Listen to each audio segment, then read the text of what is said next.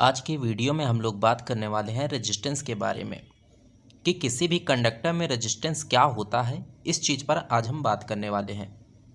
तो जो रेजिस्टेंस होता है वो किसी भी कंडक्टर की एक बेसिक प्रॉपर्टी होती है जो कि हर कंडक्टर में पाई जाती है। अब ये डिफरेंट कंडक्टर के लिए डिफरेंट डिफरेंट हो सकता है। जैसे कि हम मान लेते हैं कि गोल्ड हमारा एक कंडक्टर है, वहीं एक कॉपर कंडक्टर है और वहीं एक हम ले लेते हैं आयरन कंडक्टर। तो ये गोल्ड, कॉपर और आयरन के लिए जो रेजिस्टेंस होगा वो डिफरेंट डिफरेंट होगा। तो रेजिस्टेंस होता क्या है ये हम सबसे पहले देख लेते हैं। तो जो रेजिस्टेंस होता है वो किसी भी कंडक्टर की बेसिक प्रॉपर्टी होती है जो कि किसी भी कंडक्टर से इलेक्ट्रिक करंट के फ्लो को अपोज करता है, तो उसे हम रेजिस्टेंस कहते हैं। तो it is the property of a conductor to oppose the flow of electric current through it. तो एक कंडक्टर की ऐसी प्रॉपर्टी जो उससे इलेक्ट्रिक करंट के फ्लो को अपोज करे उसे हम रेजिस्टेंस कहते हैं। और it is different for different conductor. ये डिफरेंट कंडक्टर के लिए डिफरेंट होता है। जैसे कॉपर के लिए कुछ और होगा, गोल्ड के लिए कुछ और होगा, एल्युमिनियम के लिए कुछ और होगा। यही रीज़न है कि हम अपने घरों में ज़्यादातर कॉपर्स की वायर का यूज़ करते हैं, वहीं आयरन की वायर का यूज़ हम कम करते हैं, क्योंकि कॉपर के लिए जो रेजिस्टेंस होता है वो बहुत ही कम होता है, वहीं जो आयरन की वायर होती है उसके लिए जो रेजिस्टेंस होता है वो बहुत ही ज़्यादा होता है। इस वजह से बेटर फ्लो ऑफ करंट के लिए हम अपने घरों में कॉपर की वायर का यूज़ करते हैं। अब यहाँ से हम देखते हैं from Ohm's law. Ohm's law क्या है ये हम किसी वीडियो में चर्चा कर लेंगे, लेकिन आप अपने जानकारी के लिए इसको जान लीजिए कि जो ओम्स लॉ से हमारा रेजिस्टेंस का फॉर्मूला निकल के आता है वो आता है R=V/I।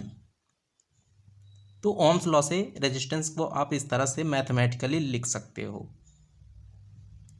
इसकी यूनिट क्या हो जाएगी? वोल्ट पर एम्पियर, क्योंकि ये जो V है ये यहाँ पास है पोटेंशियल और I क्या है? ये यहाँ पास है करंट। तो V की जो यूनिट होती है वो होती है वोल्ट और I की करंट की जो यूनिट होती है वो होती है एम्पियर। तो इसका जो रेजिस्टेंस का यूनिट बन जाएगा वो होगा वोल्ट पर एम्पियर। तो ये यूनिट हो गई। वहीं जो रेजिस्टेंस की SI यूनिट होती है वो होती है ओम, जिसको इस तरह से डिनोट किया जाता है। अब कभी कभी एग्जाम्स में क्वेश्चन इस तरह से पुटअप कर लेता है कि define 1 ohm of a resistance of a conductor. किसी भी कंडक्टर में 1 ओम रेजिस्टेंस डिफाइन करिए। तो इसको हम किस तरह से लिखेंगे ये हम देखते हैं। तो इसको आप इस तरह से लिखोगे, the resistance of a conductor is said to be 1 ohm if 1 ampere of current flows through it when the potential difference of 1 volt is applied across it. अब इससे क्या मतलब निकलता है ये हम देखते हैं। तो आप इस फॉर्मूले से इस चीज़ को डिफाइन करोगे कि 1 ओम रेजिस्टेंस क्या होता है। आपको इन दोनों टर्म्स को 1 कर देना है और इससे आपको एक स्टेटमेंट बनाना है कि 1 ohm of resistance is defined as when the 1 ampere of current passing through a conductor when the potential difference of 1 volt applied in it. मतलब कि किसी भी कंडक्टर से जब 1 एम्पियर करंट पास होगा, जब उस कंडक्टर का जो पोटेंशियल डिफरेंस हो वो 1 वोल्ट हो, तब वहाँ पास 1 ओम रेजिस्टेंस उस कंडक्टर को हम कह सकते हैं। अब हम बात करने वाले हैं factors on which resistance of a conductor depends. ऐसे कौन कौन से फैक्टर्स होते हैं किसी भी कंडक्टर पे जिन पे उस कंडक्टर का रेजिस्टेंस डिपेंड करता है। तो जो हमारा फर्स्ट फैक्टर है वो है it is directly proportional to the length of conductor या वायर। किसी भी कंडक्टर या वायर का जो रेजिस्टेंस होता है वो इसके लेंथ के डायरेक्टली प्रोपोर्शनल होता है। जो सेकंड हमारा है फैक्टर वो है it is inversely proportional to the area of cross section of the conductor. किसी भी कंडक्टर के एरिया ऑफ क्रॉस सेक्शन के ये इनवर्सली प्रोपोर्शनल होता है। मतलब अगर आप पतली वायर यूज़ करोगे तो उसका जो एरिया ऑफ क्रॉस सेक्शन है वो कम होगा, क्योंकि आप एक पतली वायर यूज़ कर रहे हो। तो उस केस में जो उसका रेजिस्टेंस होगा वो बहुत ही ज़्यादा होगा। वहीं अगर आप एरिया ऑफ क्रॉस सेक्शन बढ़ा देते हो, मतलब एक आप मोटी वायर का यूज़ करते हो, तो उस केस में जो रेजिस्टेंस होगा वो कम हो जाएगा। तो अगर हमें रेजिस्टेंस कम चाहिए तो हमें मोटी वायर यूज़ करना पड़ेगा।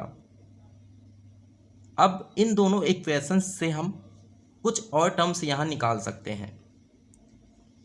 तो इस इक्वेशन को दोनों को जब हम ऐड कर देते हैं तो हमारे पास एक इक्वेशन बनती है, आर इज डायरेक्टली प्रोपोर्शनल का सिंबल L बाई ए बन जाएगा। अब इस सिंबल को हटाने के लिए हम यहाँ पास एक कांस्टेंट टर्म जोड़ देंगे। तो इसको आप इस तरह से लिख सकते हो, rho is equal to R A by L. इस रो की वैल्यू हमने निकाल ली।